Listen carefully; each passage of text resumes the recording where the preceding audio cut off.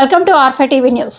Jangareddygudem rotary club president Penamarthi Suresh Babu, secretary Sandhya Pravalika నాయకత్వంలో స్థానిక ప్రముఖ న్యాయవాది బుడిగిన నాగేంద్ర కుమార్ కుమారుడు రవి కార్తిక్ ను రోటరీ సభ్యులు కలిసి అభినందించారు.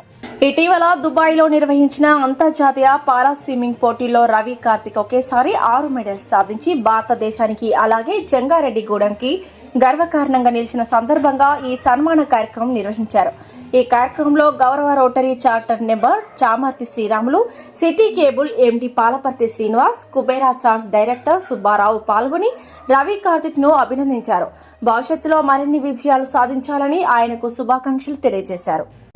రోటరీ క్లబ్ తరఫున మనకి సుపరిచితులు జంగారెడ్డిగూడెంలో బుడిగిన నాగేంద్ర కుమార్ అనేది తెలియని వ్యక్తి లేరు. ప్రముఖ అడ్వకేట్ అయిన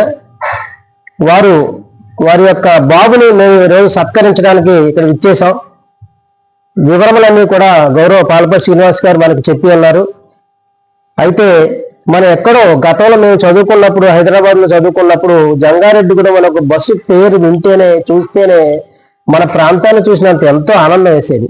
అటువంటిది ప్రపంచ స్థాయి జంగారెడ్డిగూడెం అంటే ఏదో ఒక మూల చిన్న గ్రామం లాంటిది ఇప్పుడు, కానీ ప్రపంచ స్థాయిలో ఆ బాబు అంత స్థాయికి ఎదిగి మనకి దేశానికే గర్వకారణమైన స్విమ్మింగ్ లో ఇంత పేరు ప్రత్యేకతలు తీసుకురావడం మన ప్రాంత ప్రతి ఒక్క ప్రజల యొక్క చాలా సంతోషకరమైన విషయం, గర్వకారమైన విషయం. ఈ సందర్భంగా వారి యొక్క తల్లిదండ్రుల్ని, వారి యొక్క కృషికి మేమందరం కూడా హ్యాట్సాప్ చెప్తున్నాం.